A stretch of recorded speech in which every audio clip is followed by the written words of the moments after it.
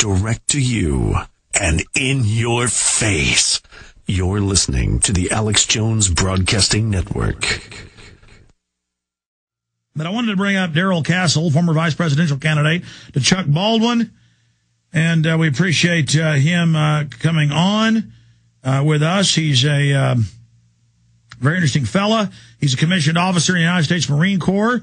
He served for 4 years during the Vietnam era. After leaving the Marines, he went to graduate school in history at ETSU and then entered the Memphis State University Law School, where he graduated with a doctorate. And he also runs a private firm that grew into Darrell Castle Associates. He has started law firms in Milwaukee, Wisconsin, Detroit, and he spent 25 years of legal expertise and currently concentrates in areas of consumer bankruptcy and personal injury.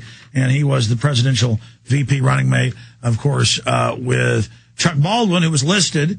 His supporters as terrorists, Bob Barr's as terrorist, Ron Paul's as terrorist, gun owners, veterans, number one threat in the DHS and MIAC report. And he went to one of the state hearings with the legislature on this last week. So we thought we'd get him to pop in to talk about this in light of federal marshals going public, saying they've been ordered to put innocent people at airports in databases just to show a terror threat.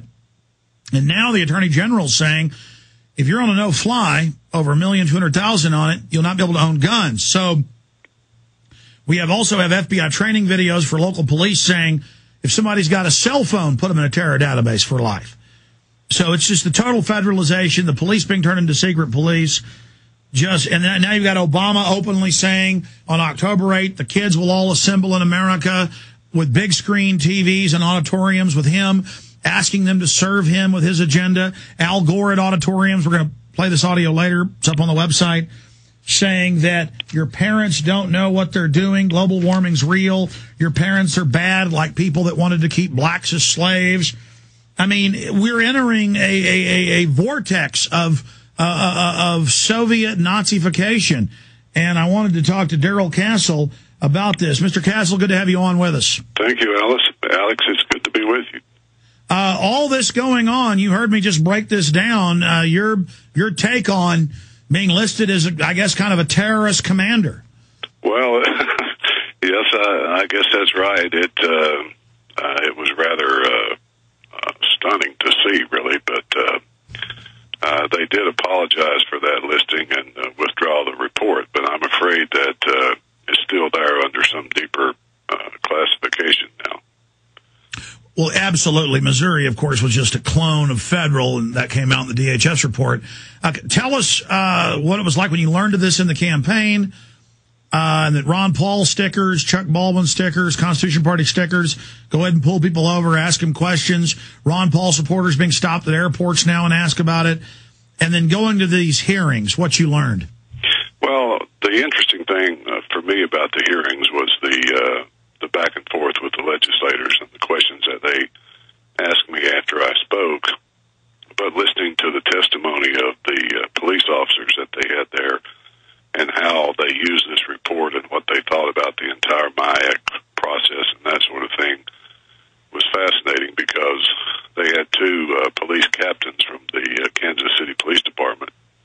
Both of them are fine officers, or recruiting poster type officers, and one of them is directly in charge of MIAC and of using it, and he talked about how they need it for officer safety.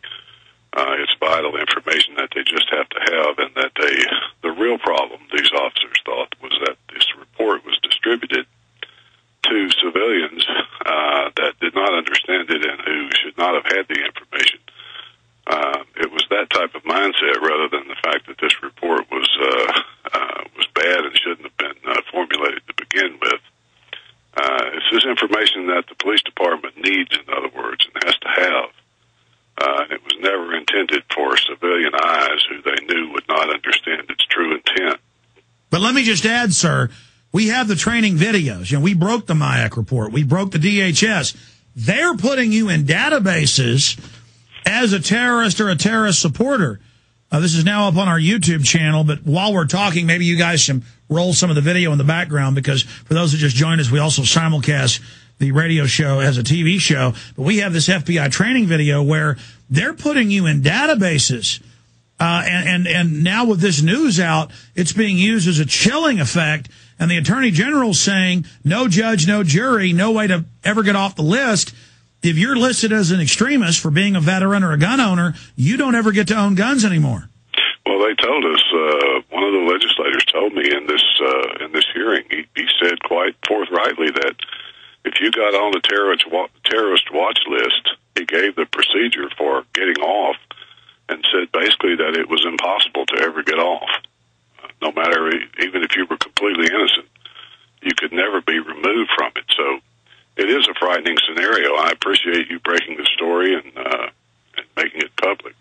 Well, I'm not like bragging that we broke it. I'm just saying we get sent all this material, and it's if you know the Soviet Union, Nazi Germany, as I know you've studied it, if you know tyranny, this is the most hardcore tyranny. I mean, it's like the Hope Diamond of diamonds. It's like the Henry Ford of Ford. It's the Adolf Hitler of Hitler. I mean, it's the most hardcore, vicious, horrible type, and it's really happening. And it really is. And this report, as I testified the other day, in my opinion, was designed to radicalize the police against legitimate mainstream political activity and to create an atmosphere of fear and intimidation. And it seems to be succeeding. Yeah, if they win, if we stop saying, okay, we're for the Second Amendment, okay, we're for controlling the borders, okay, we're against abortion, because we're going to be put on a secret police list and can't fly, or Homeland Security saying have a job or own a gun, I mean, this is it. If we give in to this and shut up, they win. Well, that's exactly right, and that's why I'm spending so much time traveling around the country talking to anybody that will listen to me about it. It is terrible, and it's difficult to understand that it's actually happening right here in front of us, but it's amazing to watch and to experience. Well, when you were an officer in the Marine Corps back in the 70s, could you have ever, because I know this is what people were taught about the Soviet Union, could you have ever imagined the police would be federalized and secret police, and the number one threat for Homeland Security and Northcom would be veterans and gun owners? No, I could never have imagined that, but they did tell us when they sent us to the Far East that if we didn't go over there and fight them in the Far East, the communists would be crawling up the beaches in California. As it turns out, they were right. Well, have you seen this, that Obama's going to make all the kids in the country muster before him with big movie screens as he, quote, asks them for help with his agenda? I mean, I'm pinching myself. I mean, I can't even believe this, Mr. Castle. That's Adolf Hitler type stuff. I can't believe any parent would allow their child to be subjected to that type of brainwashing, but apparently they will. Well, where does the Constitution Party go from here? But they didn't stop with you. They said Bob Barr and the Libertarians, and they're pretty milquetoast. Is the milkman? Are they going to list apple pie as terrorism next? Well, Ron Paul, a sitting U.S. congressman, was also listed. He's a fairly calm individual, and a lot of people support him. In fact, over 270 congressmen have endorsed his audit the Fed bill. So, he's really not that dangerous. But these folks they're amazing. I'm telling you. I suppose you're right. If you don't agree with them, you're a terrorist. That's what it comes down to. I do think it's backfiring on them, though. Americans have enough memory of tyranny, at least from Hollywood, of what it looks like, and people that are veterans that have seen it around the world, but these people aren't stopping. They say they're going for broke. So how do you think this is all going to end? I somewhat follow the line of reasoning that your former guest had. And so it looks terrible. But we keep going and we keep fighting, and we pray that the American people wake up and stop delivering their hands into their children into the hands of these people and so forth. Stop buying their drugs and taking their vaccines and so forth. And perhaps it can at least be slowed down. Well, that's another thing. October 8th, because they're still doing this Obama thing, everyone should not send their children to the government schools, at least on that day.